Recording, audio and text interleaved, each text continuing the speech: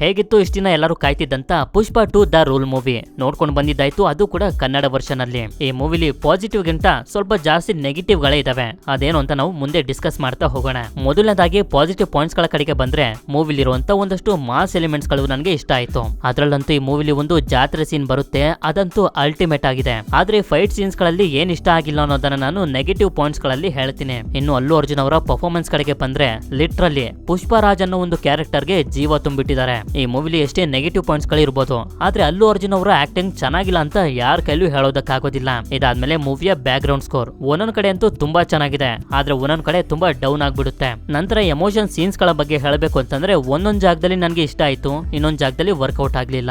ಇಷ್ಟೇ ಈ ಮೂವಿಯ positive points ಗಳು. ಇನ್ನು ನೆಗೆಟಿವ್ ಪಾಯಿಂಟ್ಸ್ ಗಳ ಕಡೆಗೆ ಬಂದ್ರೆ ಒಂದು ದೊಡ್ಡ ಲಿಸ್ಟ್ ಇದೆ. ಮೊದಲನೇದಾಗಿ ಅಲ್ಲು ಅರ್ಜುನ್ ಅವರ ಲುಕ್ ಹಾಗೆ ಕಾಸ್ಟ್ಯೂಮ್ ನನಗೆ ಸ್ವಲ್ಪನೂ ಕೂಡ ಇಷ್ಟ ಆಗ್ಲಿಲ್ಲ. ಹೌದು, ಪುಷ್ಪರಾಜ್ ಅನ್ನೋದು ಒಂದು ರಾ ಕ್ಯಾರೆಕ್ಟರ್ ಅನ್ನೋದನ್ನ ತೋರಿಸೋದು ಹೊಟ್ಟಿದ್ದಾರೆ, ತಪ್ಪಿಲ್ಲ.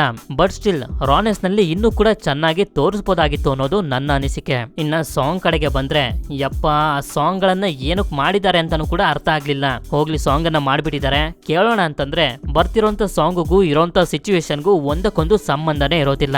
ಅಂದ್ರೆ ಸಾಂಗ್ ಗಳನ್ನ ಎಲ್ಲೆಲ್ಲೋ ಪ್ಲೇಸ್ ಮಾಡ್ಬಿಟ್ಟಿದ್ದಾರೆ. ಇನ್ನು ಬ್ಯಾಕ್ ಗ್ರೌಂಡ್ ಸ್ಕೋರ್ ಕಡೆಗೆ ಬಂದ್ರೆ, ಒಂದೊಂದ್ ಜಾಗದಲ್ಲಿ ಏನೋ ಇಷ್ಟ ಆಗುತ್ತೆ, ಆದ್ರೆ ಒಂದೊಂದ್ ಜಾಗದಲ್ಲಿ ಇಷ್ಟ ಆಗೋದಿಲ್ಲ. ಕ್ಲಿಯರ್ ಕಟ್ ಆಗಿ ಹೇಳ್ಬೇಕು ಅಂತಂದ್ರೆ, ಈ ಮೂವಿಲಿ ನೆನ್ಪಿಟ್ಕೊಳ್ಳೋ ಅಂತ ಯಾವುದೇ ತರದ ಮ್ಯೂಸಿಕ್ ಇಲ್ಲ. ಇದಾದ್ಮೇಲೆ ಮೂವಿ ಸ್ಟಾರ್ಟ್ ಆಗ್ತಿದ್ದಂಗೆನೆ ಒಂದು ಫೈಟ್ ಸೀನ್ ಬರುತ್ತೆ. ನನ್ನ ಪ್ರಕಾರ ಆ ಫೈಟ್ ಸೀನ್ ಮೂವಿಗೆ ಬೇಕಾಗೇ ಇರಲಿಲ್ಲ. ಈ ಪುಷ್ಪ 2 ಮೂವಿನ ಇಂಟರ್ನ್ಯಾಷನಲ್ ಆಗಿ ತೋರಿಸಬೇಕು ಅನ್ನೋ ಒಂದು ಕಾರಣಕ್ಕೆ ಆ ಸೀನ್ ಇಟ್ಟಿದ್ರು ಅಂತ ಅನ್ಸುತ್ತೆ. ಫಸ್ಟ್ ಹಾಫ್ ಚೆನ್ನಾಗಿತ್ತು, ನನಗೆ ಇಷ್ಟ ಆಯ್ತು. ಆದ್ರೆ ಸೆಕೆಂಡ್ ಹಾಫ್ ಬರ್ತಿದ್ದಂಗೆನೆ ಕತೆ ಎಲ್ಲೋ ಡೌನ್ ಆಯ್ತು ಅಂತ ನನಗೆ ಅನ್ನಿಸ್ತು. ಅದ್ರ ಜೊತೆ ಕ್ಲೈಮ್ಯಾಕ್ಸ್ ಗಿಂತ ಸ್ವಲ್ಪ ಮುಂಚಿತವಾಗಿ ಒಂದು ಫೈಟ್ ಸೀನ್ ಬರುತ್ತೆ. ಆ ಸೀನ್ ನಲ್ಲಿ ಪುಷ್ಪರಾಜ್ ಕ್ಯಾರೆಕ್ಟರ್ ನ ಕೈ ಕಾಲನ್ನ ಕಟ್ ಹಾಕ್ಬಿಟ್ಟಿರ್ತಾರೆ. ಆದ್ರೂ ಕೂಡ ಪುಷ್ಪರಾಜ್ ಫೈಟ್ ಅನ್ನ ಮಾಡಿ ಎಲ್ಲರನ್ನೂ ಸಾಯಿಸ್ತಾ ಹೋಗ್ತಾನೆ. ಇದು ಸ್ವಲ್ಪ ನನಗೆ ಇಲ್ಲಾಜಿಕಲ್ ಅನ್ನಿಸ್ತು. ಬಟ್ ಸ್ಟಿಲ್ ಅದು ಎಲ್ಲರಿಗೂ ಕೂಡ ಇಷ್ಟ ಆಗೇ ಆಗುತ್ತೆ. ಹಾಗೆ ಮೂವಿ ಪೂರ್ತಿ ಪುಷ್ಪರಾಜ್ ಅನ್ನೋ ಒಂದು ಕ್ಯಾರೆಕ್ಟರ್ ಗೆ ಯಾವ್ದು ಕೂಡ ದೊಡ್ಡ ಚಾಲೆಂಜಸ್ ಗಳೇ ಇರ್ಲಿಲ್ಲ. ಪುಷ್ಪರಾಜ್ ಅಂದ್ರೆ ಒಬ್ಬ ದೇವರ ರೀತಿ, ಏನ್ ಬಂದ್ರೂ ಅವನು ಸಂಭಾಳಿಸ್ತಾನೆ ಅನ್ನೋ ರೀತಿ ತೋರಿಸ್ಬಿಟ್ಟಿದ್ದಾರೆ. ಇದೇ ನನ್ಗೆ ಇಷ್ಟ ಆಗ್ಲಿಲ್ಲ.